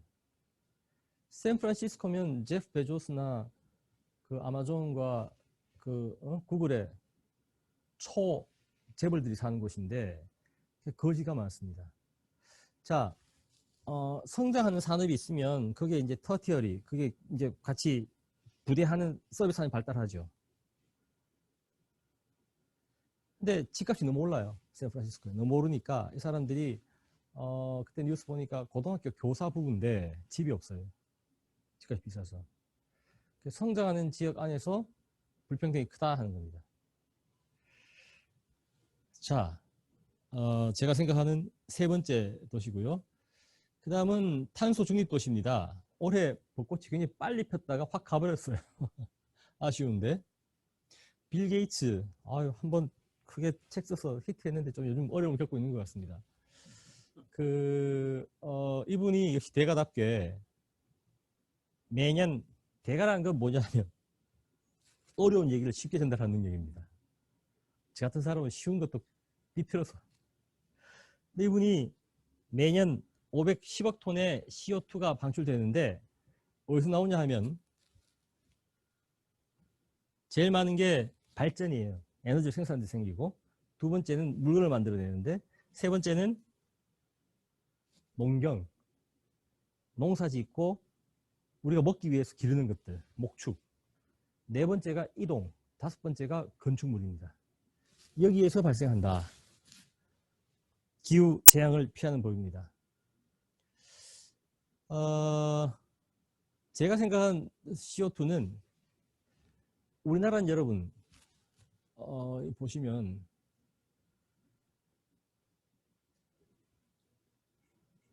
우리나라는 16%의 국토 위에 92%의 사람이 살고 있습니다. 굉장히 컴팩한 도시입니다. 컴팩한 국토에 살고 있어요. 그러니까 도시 지역에서의 탄소를 줄이는 것이 탄소를 줄이는 길입니다. 그래서 아까 보시면 CO2 510억 톤이 방출되는데 우리나라의 경우에는 총 CO2 중에 17%가 교통이동에서 발생합니다. 그런데 교통이동 중에 95%가 도로입니다. 도로, 자동차입니다. 그래서 제가 생각하는 CO2 저감의 길은 단 뭐 냉난방, 리모델링 다 좋은데 그거보다 훨씬 효과가 큰 것이 이동 거리가 짧은 도시를 만드는 겁니다. 그 다음 이동한다면 대중교통을 이용하도록 만드는 겁니다. 그 다음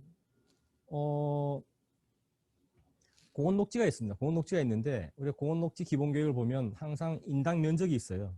인당 10제곱미터를 확보하겠다. 12.5제곱미터를 확보하겠다. 혹은 뭐 녹지율 개념이 있습니다. 녹지율. 뭐 전체 시가지 면적의 12.5%를 확보하겠다. 뭐 이런 겁니다. 근데 그 녹지가 어떤 녹지인지 어디 있는 녹지인지는 알려져 있지가 않죠. 더 중요한 건 내 집 앞에 있는 녹지입니다. 게다가 살아있는 녹지입니다. 살아있다는 말은 뭐냐 하면 생태 순환 능력 혹은 탄소 흡수 능력을 가진 녹지입니다. 예를 들어 북한산과 한강을 연결하는 거라든가 북한산은 우리 이 굉장히 생태 기능이 뛰어나죠. 한강은 가장 뛰어나지 않습니까? 바다로 연결되니까. 태평양으로 연결되니까. 그러니까 살아있는 생태적 기능을 가진 북한산과 한강을 연결하는 것. 예를 들어 용산 미군부대 공원에서 중요한 건 뭐냐 하면 남산과 한강을 연결하는 녹지축입니다. 이게 그래서 중요한 겁니다. 그래서 그냥 녹지 면적, 녹지율 개념보다는 생태 순환 기능을 가진 녹지가 중요한데 이런 것들은 되게 생태 거점사를 연결하는 녹지라는 거죠. 제일 대표적인 게 하천입니다. 하천. 요즘 우리나라 하천은 굉장히 깨끗해졌죠. 지금 오수관, 우수관 다 분리하기 때문에 하천이 깨끗해졌고 하천을 잘 정비해서 엄청난 공원의 역할을 하고 있습니다. 그래서 공원 녹지의 개념을 오픈 스페이스 개념에서 생태 순환 기능을 가진 공원으로 바꿔야 하는 그런 시대에 왔습니다. 그래서 커넥티드, 연결하는 녹지, 그 다음에 리니어 녹지, 그래야 이것이 도달 가능합니다. 하천은 사실은 지금 복개하지 않은 걸 복개를 다 해보면 어떻습니까? 실핏줄처럼 살아있죠. 하천이. 전부 다 5분 안에 도달 가능한 그런 네트워크를 가지고 있습니다. 그 다음 앞으로는 제가 이제 컴팩트한 그런 도시를 말씀드렸는데 그런 곳은 수직 녹지가 가능합니다. 수직 녹지로 가야 합니다. 자, 그것도 역시 보궐선거 때 한번 나온 거죠. 버티컬 그린이라는 거. 뭐 그런 것도 앞으로 연구가 필요하다는 거죠. 뭐 이런 모습 우리가 뭐 그림 속에서 많이 볼 수가 있고요. 제로 에너지 타운 뭐 이런 건 사실은 이제 많이 하고 있습니다. 해서 냉난방 시스템, 창호, 틀, 그 다음에 외벽의 어떤 그 단열 효과를 써서 하는 것들이 있죠. 그 다음에 자원순환 도시에 관한 것 뭐 등등이 있습니다. 자, 제가 생각하는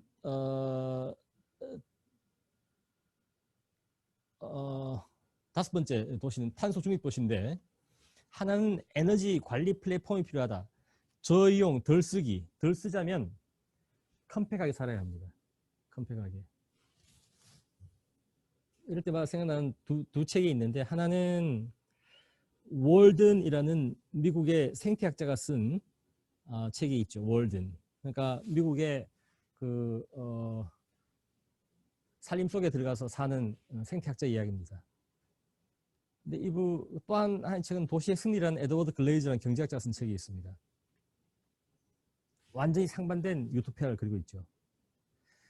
근데 이 에드워드 글레이즈가 월든 이 옛날 사람이니까 저분처럼 살면 에너지를 맨하탄 사는 것보다 10배를 쓴다는 겁니다. 예를 들면. 왜냐하면 혼자 통나무 집을 짓고 그걸 히팅하기 위해서 엄청난 목재를 태우는 거죠. 그 다음 생필품을 사기 위해서 일주일에 한 번은 먼 거리 이동해서 물건을 사와야 합니다. 근데 이제 우리나라의 이제 고밀도 아파트는 그런 면에서 훨씬 에너지 세이빙, 통신 쪽 효과가 좋습니다. 외국 나가서 한번 여러분 생각해 보시면 미국이나 특히 캐나다, 호주 같은 나라에 가서 인터넷 한번 연결하면 시간이 오래 걸리죠. 속도가 느리죠. 그러니까 그 광대역 통신망을 깔기도 굉장히 힘들 겁니다. 대중교통망을 연결하기도 힘들죠. 그래서 미래 도시 중에 형태 중에 중요한 것이 이 컴팩트함입니다. 그 다음은 자 마지막으로 제가 도시재생 얘기를 좀 하면서 마무리할까 합니다. 수원시도 도시재생의 굉장한 선진도시입니다. 많은 성과를 거두었고 아마 이 수원시의 뭐 우리 지속가능 재단이라든가 수원시의 도시재생 지원 센터 같은 곳은 굉장한 전국적인 벤치마킹의 대상이 되고 있습니다. 한데 이런 좀 어려움이 있었죠. 많은 비판이 오고 있습니다. 그러니까 우리나라의 세태 지역들은 기반 시설이 안 갖추어진 세태 지역이 많습니다. 차가 못 들어가는 세태 지역이 많은 거죠. 하수도가 제대로 안 갖추진 세태 지역도 있습니다. 그러니까 미국과 유럽의 세태 지역이라는 거는 적어도 기반 시설을 갖춰놓고 있다는 거예요. 건물 세태하고 공동체가 세태한 거지. 근데 우리나라 세태 지역은 서울 도심에 있는데 소방차가 못 들어가는 데가 많아요. 어떻게 이럴 수가 있느냐 하는 거죠. 지금 생각해 보니까 그냥 공동체 운동만으로 안 되고 기반 시설 확보가 반드시 필요하다 하는 그런 지금 논란이 굉장히 많았습니다. 그 다음 이거 심각합니다. 특히 이 정부 들어와서 문재인 정부 들어와서 5년째 지금 도시재생 유지를 하고 있죠. 근데 이 수원 계시면 잘 못 느껴요. 수원은 지금 120만이지 않습니까? 세계적인 IT 클러스 한복판에 있지 않습니까? 근데 전국적으로 말씀드린 대로 세태가 어마어마하게 지금 빠르게 확산되고 있습니다. 도시재생을 5년 동안 하고 500개까지 했는데 이 세태를 왜 못 막냐 하는 거죠. 그래서 재생의 방식이 조금 잘못된 거 아니냐 그런 반성이 있습니다. 그래서 지역균형 발전을 촉진하는 방향으로 재생이 이루어져야 한다. 주택 개량, 주택 정비를 병행하는 재생이 이루어져야 한다. 그 다음 저는 일본에 처음 간 게 한 30년 전쯤에 록봉기, 다마 뉴타운 처음 갔습니다. 다마 우리가 지금 분단과 같은 곳이죠. 근데 완전히 이제 공영 신도시입니다. 그러다가 한 15년 전쯤에는 이제 모리, 록봉기 hills 간 거죠. 그 이후에 이제 미드타운이라는 곳을 갔고, 자, 그래서 일본에 가서는 이제 록봉기 hills, 미드타운 이것들은 누가 있냐면 민간 기업입니다. 민간 기업인데 시공이 아니고 시행사들이에요. 시행사. 이쯔이, 미쯔비시, 모리와 같은 시행사인데 대기업입니다. 이 대기업 시행사가 도시 재생을 합니다. 재개발을 합니다. 하면서 그냥 빌딩만 세우는 것이 아니고 그 땅 주인들하고 오랜 동안 협상도 하고 공공시설도 집어넣고 녹지도 풍부에 깝니다. 그래서 민간이 수익 사업을 했지만 결과적으로 재생이 이루어진 경우죠. 우리나라에는 이런 역할이 없어요. 우리나라 시행들은 전부 아파트 시행한 그 시행사가 대부분이죠. 우리나라 대기업은 전부 시공사입니다. 아니면 플랜트나 토목 사업을 하죠. 그래서 민간이 참여하는 도시재생 이거 어떻게 할 거냐 이것도 굉장히 어려운 부분입니다. 그 다음에 아까 보신 바와 같고 그 다음에 그래서 한 가지 대안이 주거재생혁신지구와 뭐 이런 겁니다. 예를 들어 세태한 지역이 있으면 그 거점에 생활 SOC와 판매 유통과 주거, 주택, 공공주택, 공공임대, 공공분양을 집어넣고 이걸 거점으로 삼아서 주변 지역을 좀 활성화하자는 그런 주거재생혁신지구의 사례입니다. 이걸 갖다가 전부 재개발하거나 재건축을 해버리면 젠트리피케이션이 끊임없이 발생하겠죠. 하니까 이런 식으로 좀 단계적으로 해나가자 하는 그런 얘기고요. 그 다음 또 한 가지는 기금을 활용하는 재생입니다. 기금. 주택도시 기금이 있죠. 잘 안 씁니다. 지금 뭐 어떤 재생을 하냐면 전부 다 재정 재생은 재정. 재정은 뭡니까? 쓰면 끝이죠. 기금은 상환해야 합니다. 상환하자면 수익을 만들어내야 됩니다. 그래서 도시재생이 이제 선순환해야 한다. 선순환.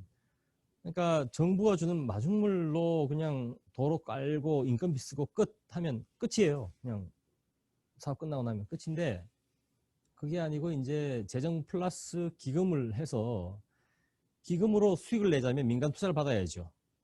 그러자면 도시재생 이 센터나 이런 또 사업들이 좀 달라져야 합니다. 일본의 TMO나 CDC와 같은 도시재생 회사 수익을 창출할 수 있는 그런 도시재생 형태로 좀 바뀌어야 한다. 그것이 아마 다음에 재생이 아닐까 생각합니다. 그래서 뭐 이런 재생을 생각해 볼 수 있다는 거죠. 자, 마지막입니다. 제가 생각하는 포스트 코로나 도시는 우리가 불편하지만 수도권으로 모이는 미래를 한번 그려봐야 합니다. 이런 미래 비전이 없으니까 부동산 문제에 대해서 대처하기 굉장히 어렵습니다. 그럼 지방은 어떻게 할 거냐? 지방은 또 다른 시각으로 접근을 해야 합니다. 근데 경영장이 지금 뭐 소모적 논쟁을 하고 있는 것 같습니다. 그 다음에 이미 우리 앞에 주어져 있어요. 4차 국가철도망 계획하고 GTX가 오고 있습니다. 어떻게 대처할 거냐? 가만 내버려 두면 환승 역사 중심으로 땅값만 오르고 아무것도 못합니다.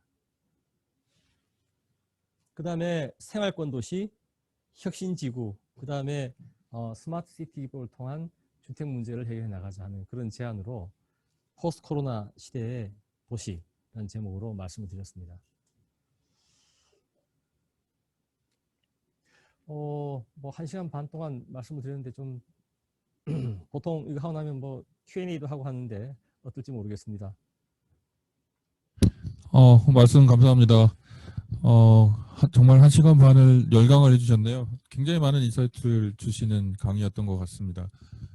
지금 줌과 유튜브로 많은 분들이 시청하고 계시고 오프라인으로도 여기 현장에 와주셔서 강의 들으신 분 계시는데요. 질문을 조금 받아보도록 하겠습니다. 줌 연결하신 분들은 그 마이크를 켜시고 질문하셔도 되고요. 아니면 어려우시면 채팅으로 질문을 해주시면 좋겠습니다.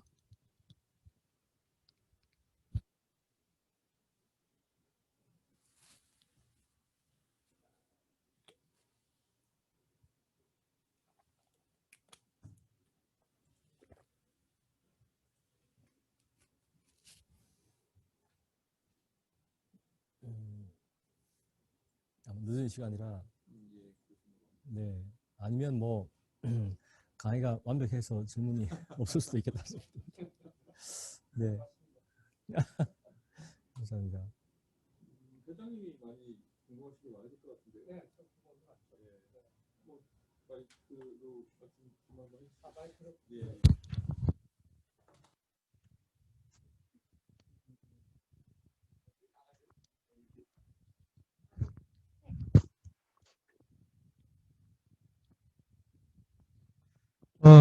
김현수 우리 교수님 오늘 1시간 반 동안 열강 너무 감사드립니다. 오늘 강의를 들으면서 여러 가지 답답한 부분도 많았는데요. 이제 사실은 그 경제력 집중 현상, 쉽게 해서 팬데믹 이후에 우리나라 전 세계 경제가 플랫폼 사업이라는 쉽게 해서 지금까지의 산업에서 겪어보지 못한 그러니까 이제 그런 부분에서 계층 간의 굉장한 불평등이 심화될 수밖에 없고요. 또 저는 제조업을 영위하고 있습니다만 제조업 지금 현실은 굉장히 심각합니다. 왜냐하면 지금까지 제조업을 영위했던 많은 중소기업들이 뿌리 산업과 그리고 전통 산업에 의지해서 했던 것들이 이미 사실 우리 문재인 정부 들어서면서 주 52시간 또 10,000원 또 이런 부분도 노동의 유연성의 부족 뭐 이런 부분들이 사실 심화되면서 거의 다 중국이나 베트남이나 동남아 아시아 국가에 비해서 우리가 따라갈 수가 없는 지금 형국에 돼 있어요. 그러면 지금 실질적으로 우리나라 영세 중소기업이 우리 전체의 고용 담당하는 게 한 35% 정도 된다고 그래요. 이건 어마어마한 겁니다. 저는 지금 어떠한 지금 우리 코로나 현상에서 감춰져 있던 이런 것들이 앞으로 2, 3년 후면 그 고용이 점점 줄고 어려운 형국에 처하면 내수 문제까지 같이 겹쳐서 큰 문제가 되지 않나. 저는 이런 생각 때문에 걱정이 굉장히 심각합니다. 그래서 요거 한번 좀 답변을 해주시고요. 또 한 가지는 지금 우리 수도권에 조금 아까 좀 불편하지만 수도권에 집중하자고 그랬었어요. 근데 사실은 수도권에 집중한다는 게 기존의 도심 기능이 완벽하게 조성된 데는 이미 구도심권이 다 형성되어 있어서 조성하기 굉장히 어려운 부분이 있습니다. 도심 재생이나 재개발로 가야 되는데 사실 굉장히 이해관계가 얽혀서 개발하기 쉽지가 않아요. 근데 이제 저는 우리 수원 같은 경우로 예를 들면 우리 수원에 이제 저 군공항이 아마 195만 평이라는 공간이 굉장히 여기 있는데 그 군공항이 사실은 어찌 보면 우리나라 지금 그 안보에 굉장히 필요한 거지만 그 필요한 부분을 전혀 손상시키지 않고 더 좋은 곳으로 입지를 바꿔주면서 그 중요한 땅을 갖다가 미래 혁신 성장 동력의 거점으로 만들 수 있는 아주 중요한 것이 있는데 이 정치인들이 안 움직이는 게 좀 여러 가지로 답답하고 마음이 아픈 부분이 있어요. 거기에 대해서 우리 교수님께서 우리 도시 전문가니까 의견을 좀 부탁드리겠습니다. 아, 예. 너무 긴 질문이라서 죄송합니다. 네, 네. 제가 수도권을 집중시키자는 건 아니고요. 지금 이제 산업혁명이라는 표현에서 알 수 있듯이 지금 일어나고 있는 이 기술적 변화는 우리의 의지와 상관이 없다는 거죠. 그래서 이제 AI가 고도화돼 가고 더 빠른 통신망이 등장하고 더 빠른 교통수단이 나오는 거, 이거는 앨런 머스크나 누구나 이런 사람들이 새로운 발명을 자꾸 해내는데 이걸 막기가 매우 어렵다는 겁니다. 이런 역사적 과정을 보면 이제 알 수가 있는 거죠. 근데 문제는 AI나 6G나 더 빠른 교통수단이 나오면 어떤 일이 생기냐 하면 더 한 곳으로 모인다는 거죠. 그래서 이제 아마존과 쿠팡 같은 그런 플랫폼 기업들이 더 커지고 더 강해진다는 겁니다. 지난주에 아마 G7 재무장관 회의가 있었는데 드디어 이제 이 플랫폼 기업에 대해서 조세를 할 수 있는, 그러니까 돈 버는 장소에서 부담할 수 있는 그런 제도를 합의를 했다고 들었습니다. 그래서 과거와는 다른 이런 초거대 기업의 등장에 우리가 직면해 있다 하는 거죠. 그에 따라 사실은 이런 기술적 적응, 이 어려운 업종, 지역들은 달라질 거다 하는 겁니다. 매우 고통스러운 일이죠. 자, 그런데 그래서 이제 우리가 역사를 보면 만년 전에 농업혁명, 산업혁명, 정보혁명 때도 큰 변혁과 갈등이 일어납니다. 그래서 이제 우리도 지금 그런 단계에 와 있구나. 그래서 제가 말씀드린 것은 수도권으로 집중시키자는 것이 아니고 이걸 막기가 매우 어려울 거다 하는 거죠. 어려워서 인구는 지금 50%라서 큰일 났다. 지방에 뭐 하자고 있지만 굉장히 시행착오만 거듭하고 있지 실효 수 있는 대책을 못 내놓고 있다. 이렇게 보고 있습니다. 중소기업 문제는 사실 제가 큰 아이디어가 없어서 죄송합니다. 네.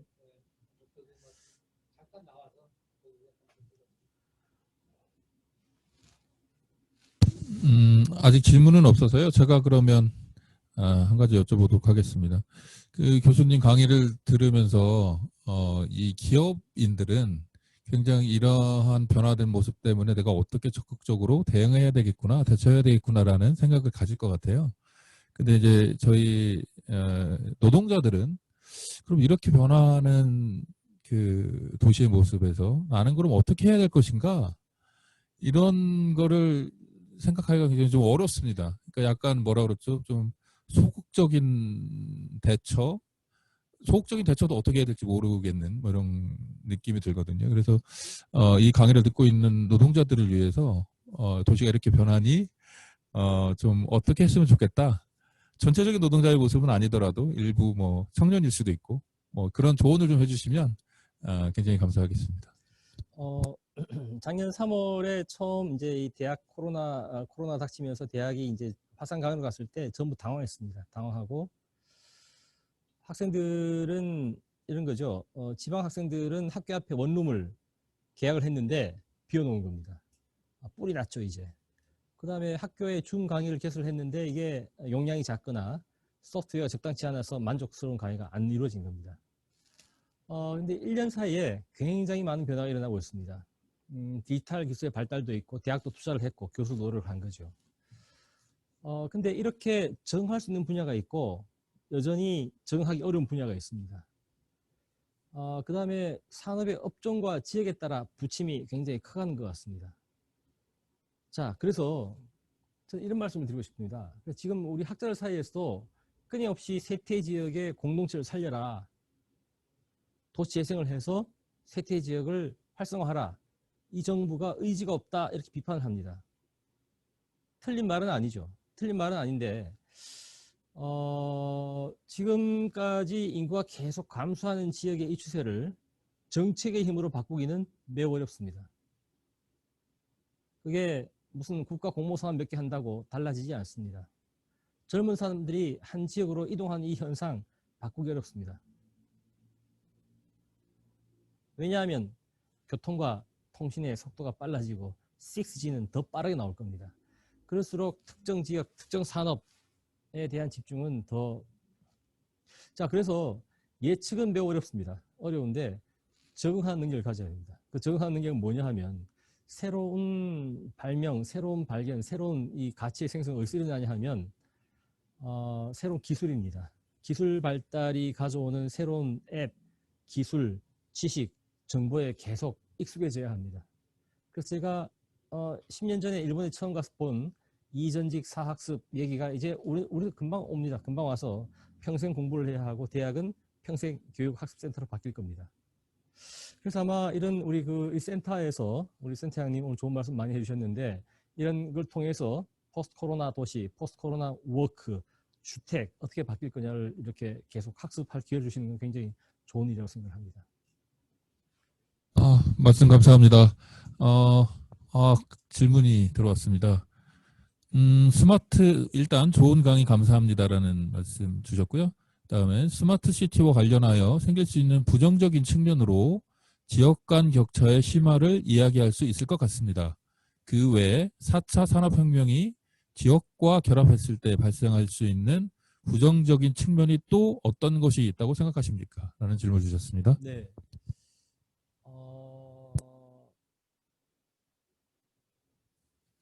만년 전에 처음 도시가 등장합니다.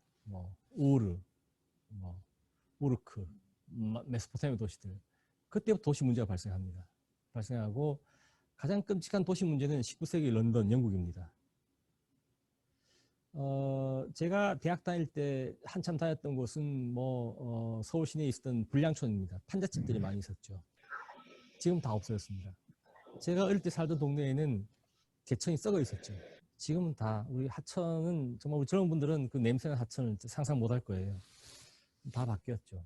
도시 문제는 조금씩 계속 좋아지고 있습니다. 특히 범죄와 안전, 교통체증 문제는 스마트 모빌리티, ITS 기법들 통해서 굉장히 빠르게 바뀌어 갈 겁니다. 자, 그런데 그런 모든 문제가 해결되냐? 그건 아니죠. 말씀드린 대로 이런 4차 산업혁명이 가속될수록 특정한 산업, 특정한 기업, 특정한 지역으로의 집중이 가속될 겁니다. 아까 잠깐 제가 지나갔는데 아까 어떤 컷에 보시면 컴팩시티가 있어요. 일본은 우리보다 훨씬 더 이 지역 쇠퇴의 문제를 빨리 겪었죠. 해서 지방소멸이라는 표현을 쓴 게 일본 사람들입니다. 그래서 어떻게 하냐 하면 외곽에 있는 고령자들을 역세권으로 옮기는 겁니다. 옮겨서 역세권 지역의 공공임대를 짓는 사업자들한테 돈을 주고 이주하는 노인들한테 돈을 줍니다.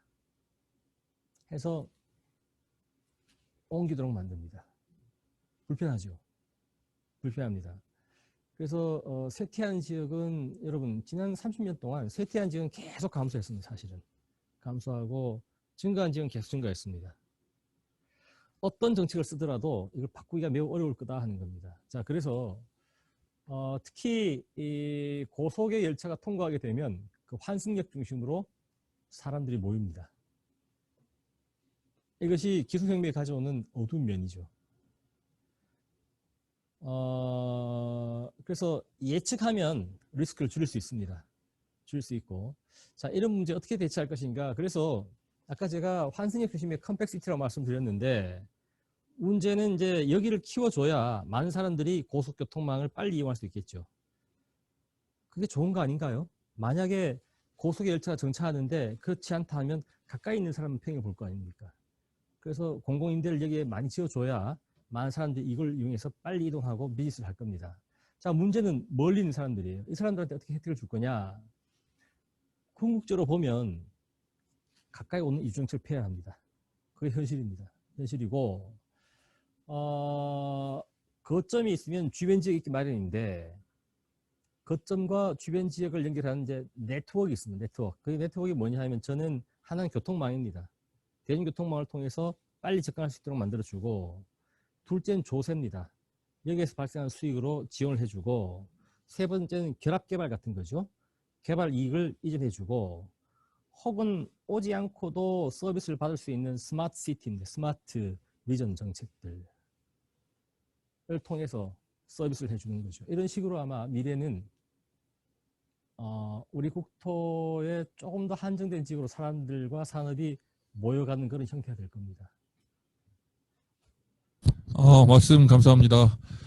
오랫동안 강의해 주신 김현수 교수님께 다시 한번 큰 박수 부탁드리겠습니다. 아유, 감사합니다. 예, 그러면 이것으로 제6차 강의를 모두 마치고요. 다음 주에 또 건강한 모습으로 뵙도록 하겠습니다. 감사합니다.